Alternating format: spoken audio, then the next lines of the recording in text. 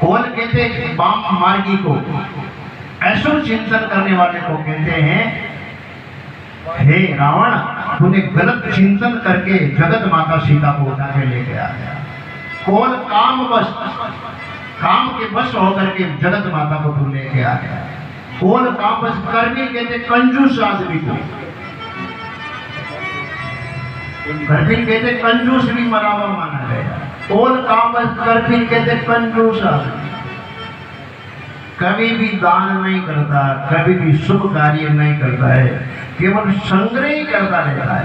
3 आदमी मिले एक बार कंजूस होटल के ऊपर, तीनों कंजूस के कंजूस। तीनों लोगों ने चर्चा की कि दूसरों की चर्चा श्रद्धा करते हैं, आज अपनी खुद की चर्चा करें ना। कंजूस थे तीनों। तो कहा कि एक कंजूस ने कहा कि भाई तेरा घर परिवार कैसा है, कितने बेटे बेटी है।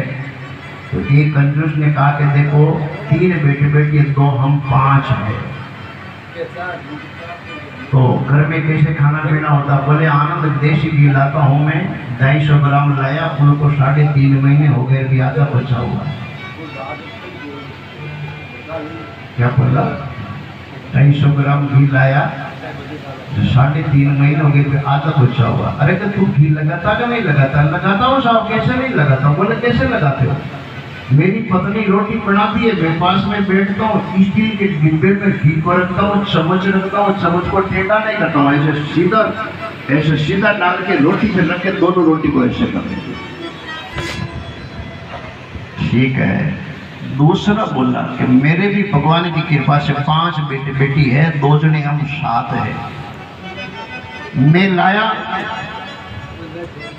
150 ग्राम की, उनको करीब 5.5-6 महीने हो गए और आधे से ज्यादा बचा हुआ है। आधे से ज्यादा बचा हुआ है, आधे से ज्यादा। तो पहले वाला कंजूस ने कहा यार तो मेरे से भी आगे निकल गए, तेरी क्या कला है ऐसी? 150 ग्राम को 6-7 महीने, 5 महीने, 5.5-6 महीने हो गए। बोले ऐसा करते, मेरी रोटी पत्नी बनाती है, रोटी बनाती है ना पत्नी, मैं पास में बैठता हूँ और डिब्बे में घी को रखता हूँ, चम्मच नहीं रखता हूँ। फिर क्या करते हो?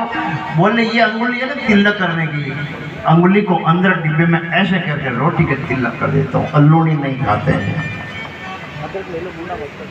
ऐसे खाते हैं, इसीलिए अभी तो आधे से ज्यादा बचा हुआ, केवल तिलक करता हूँ। ठीक है। तीसरा कंजूस मन में सोचा कि यार अपना मामला तो इनसे भी आगे है। तेरे क्या भाई हाल चाल घर का को साहब? भगवान की कृपा से 2, 3, 4 बच्चे बच्ची हैं और दोनों जने हम हैं। मैं लाया 100 ग्राम घी, उनको करीब तो 8-9 महीने हो गए, बिल्कुल ही खर्च नहीं हुआ। अरे यार तो खाता ही नहीं है। नहीं साहब, चकाचक खिलाता हूँ और खाता हूँ। लेकिन ऐसा क्या कला करता तू? 100 ग्राम घी को 7-8 महीने हो गए, बिल्कुल ही खर्च नहीं हुआ। तो बिल्कुल ही खर्च नहीं करता? करता हूँ साहब। कैसे करते हो? बोले क्या मेरी पत्नी बनाती रोटी, मैं पास में बैठता हूँ और कांच की बोतल में घी को रखता हूँ, कांच की बोतल में, और कांच की बोतल रोटी बन के आती है, हाथ में लेता हूँ और ढक्कन नहीं खोलता हूँ और बेटे बेटी को बिठाऊँ, ऐसे साइड में बिठाता हूँ, सामने कटोरी गिलास थाली लेके बिठाता हूँ बच्चे बच्ची को और कहता हूँ देख बेटा घी घूमे रोटी के ऊपर है। बोतल ने रोटी के ऊपर घुमाओ, जो पूरी रोटी के ऊपर घी घूमे नहीं, बच्चा बच्ची के पूरी घी घूमी और रोटी है। ऐसे कंजूस मरे हुए माने गए शास्त्र में। कर्पीन कहते हैं कंजूस को मरा हुआ है, धरती के ऊपर भार है। कोल काम बस कर्पीन कहते कंजूस को। कोल काम बस कर्पीन विमूढ़ मूर्ख आदमी, उनसे ज्यादा मुलाकात करने में फायदा नहीं है। समझाओ सीधा उल्टा अर्थ करता है विमूढ़, मरा हुआ माना गया। कोल काम बस कर्पीन विमूढ़ा, अति दरिद्र कहते आलसी आदमी। भागवत जी में मृत्यु मानी है, आलसी आदमी मौत के घाट के ऊपर बैठा है। एड़ा की होता है, एड़ा की आदमी आलसी। सोता एक सरचर के चाय बन गई, सरचर के दादा उठो नहीं कि चाय बन गई, बड़ी बड़ी है, उठो नहीं चाय बन गई चाय पियो। बिस्तर का माई नहीं चाय मंगा, बच्चा बच्ची उठे, नाचे कूदे, अड्डी का दिन दौड़े और बच्चा बच्ची को दादो जो बिस्तर का माई नहीं बैठी चाय पिए। आलसी वो मरा हुआ मुर्गा माना गया है ना। नहीं, आलस कभी नहीं होनी चाहिए। आलस तो बहुत बड़ा शत्रु माना गया शास्त्रों में। चाहे शास्त्र पढ़ो, चाहे साधना करो, चाहे संसार का कोई कार्य करो, आलस नहीं होना चाहिए। शरीर में आलस तो होना ही नहीं चाहिए। अति दरिद्र अजसी, अजसी कहते हैं जहां बैठता हुआ अपयश लेता है, कहीं यश नहीं लेता, वो मरा हुआ माना गया। जहां बैठता हुआ बुराई करता है, निंदा ही करता है, आगी पाछी करता है, अपयश लेता है, जहां वहां जा बैठे वहां। अति बूढ़ा, अति उम्र हो गई, उनकी सेवा करो, बेर मत करो। सदा रोगवश, जरा सदा रोगी होता है, उनकी भी सेवा करो, बेर ना करो। 24 घंटा निरंतर क्रोध में जीता है, क्रोध में, उनसे ज्यादा मुलाकात ना करो। सदा रोग व संतत क्रोधी, विष्णु विमुख, भगवान की निंदा करने वाले। भगवान का है, किसने देखा भगवान? भगवान है ही नहीं, है ना। और शास्त्रों की निंदा करने वाला, विष्णु विमुख, श्रुति संत विरोधी, संतों का विरोध करने वाला, शास्त्रों का विरोध करने वाला, भगवान की निंदा करने वाला, वो मरा हुआ माना गया है। विष्णु विमुख, श्रुति संत विरोधी, तन पोषक, अपने तन के लिए पोषण करता है, कमाता खुद ही खाता है, किसी को भी नहीं अपने हिस्से में से खिलाता है। अंगद कहता है रावण मरे हुए माना गया है। तन पोषक, निंदक, अगखानी, ये पापों की गठड़ियां है, इनसे बेर न करो। इसलिए भगवान शंकर कहते हैं, हे पार्वती, मैंने चोरी की। काकभूषणी महाराज को मैं संग लेकर के गया, और काकभूषणी को इसलिए मैं ले गया, पार्वती काकभूषणी भजनानंदी महापुरुष है। काकभूषणी जी भजन बहुत करते हैं। नीलगिरी पर्वत, उत्तराखंड में नीलगिरी पर्वत के ऊपर काकभूषणी महाराज कई कल्पों से भजन साधन करते हैं, राम कथा सुनते और सुनाते हैं। बाबा जी कहते भगवान पार्वती को, हे पार्वती, काकभूषणी मेरे को इसलिए अच्छा लगता है, जाति पाति जी मेरा कोई लेना देना नहीं, भजन करने वाला आदि मेरे को बहुत अच्छा लगता है, चाहे कोई सी समाज का हो, कोई सी योनि का हो। मोर एक मानो एक भगति करनाता, मानो एक भगति करनाता, कह रघुपति सुनो भामिनी बाता, कह रघुपति सुनो भामिनी बाता।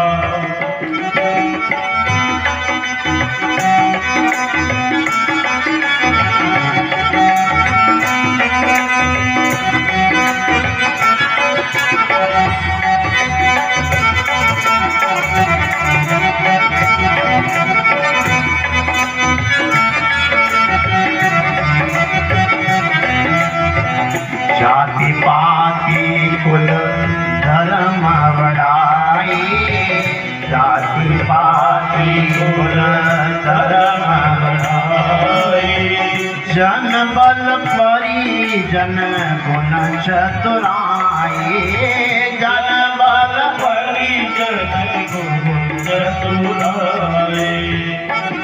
रघुपति सुन भामिनी बाता, रघुपति सुनो भामिनी बाता, मानो एक भगति करनाता, मानो एक भगति करनाता।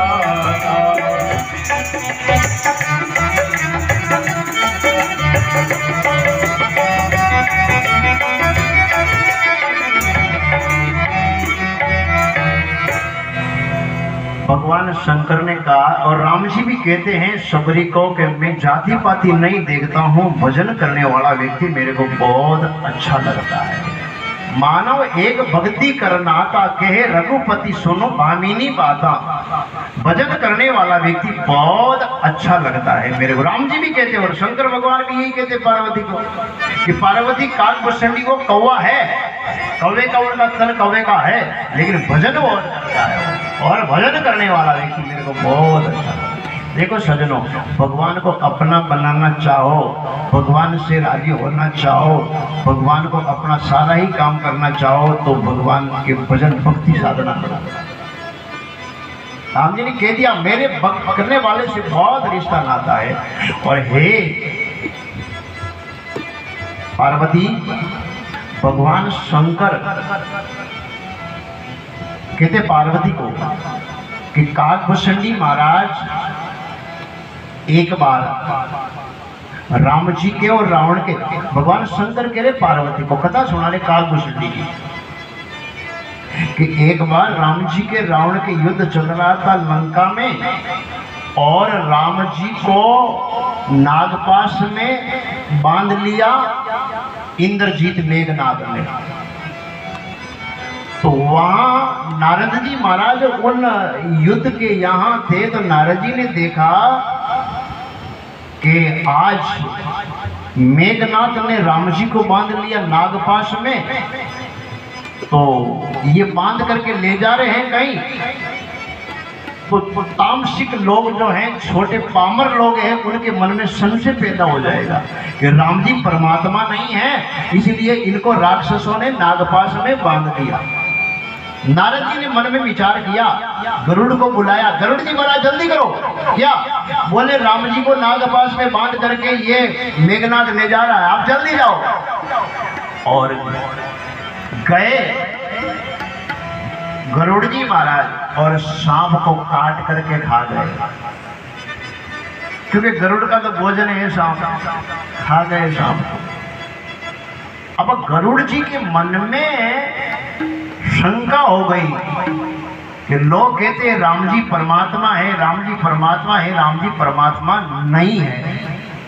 क्योंकि परमात्मा होते तो इनको नागपाश में बांध लिया, चुपचाप खड़े थे और कुछ नहीं कर सके, तो साधारण जीव मनुष्य है ये। तो गरुड़ जी के मन में शंका हो गई तो गरुड़ जी महाराज नारद जी के पास गए।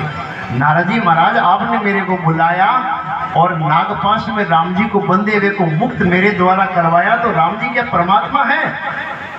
नारद जी ने कहा कि महाराज एक काम करो, मैं भी आपको समझा नहीं पाऊंगा, एक काम करो, शंकर भगवान के पास जाओ, ब्रह्मा जी के पास जाओ, शंकर भगवान के पास जाओ। भगवान शंकर कहते हैं पार्वती को, है पार्वती, गरुड़ जी मेरे पास आ रहे थे, नारद जी ने मेरे पास भेजा, गरुड़ जी मेरे पास आ रहे, तो मैंने आते हुए गरुड़ को दूर से देखा और देखते ही मेरे दंड कमल लेकर के मैं रवाना हो गया। शंकर भगवान कह रहे पार्वती मैं रवाना हो गया गरुड़ को देख करके, क्योंकि गरुड़ शंकर लेके आ रहा था। और मैंने जब गरुड़ को देखा तो मैं रवाना हुआ, तो रास्ते में गरुड़ महाराज का मिलन हुआ। गरुड़ जी ने कहा शंकर भगवान मैं आपके पास कोई काम के लिए आया हूँ, कोई प्रश्न लेकर के मैं आपके पास आया हूँ। तो शंकर भगवान ने कहा देखो गरुड़ जी, आप जिस कार्य के लिए आए हो ना, आपका कार्य तो अवश्य ही सफल होगा, लेकिन देखो आदमी का संशय मिटता है जब बहुकाल करिए सत्संगा। शंकर भगवान क्या कहते हैं? जब बहुकाल करिए सत्संगा तब होई संशय बहुभंगा। अभी मैं गरुड़, सुनो गरुड़ जी, अभी मैं कुबेर के पास जा रहा हूँ, अभी मैं कुबेर के पास जा रहा हूँ, अभी मेरे पास इतना समय नहीं है। आप रास्ते में मार्ग में मिले हो और शंका का निवारण के लिए तो बार बार सत्संग करने से संशय मिटता है। शंकर भगवान को मालूम था कि गरुड़ के मन में संशय चल रहा है, ये मेरे पास में इसीलिए आए हैं। तो एक बार भी सत्संग से काम नहीं चलेगा, है ना। देखो सजनों, रामायण में कई जगह ये आया है, एक जगह तो आया ये सामने दुआ लिखा, तात सवर्ग अपवर्ग सुख धरिये तुला एक अंग, तुलन ताई सकल मिली जो सुख लव सत्संग। लव मात्र के सत्संग भी जीव को मुक्त कर दे हैं।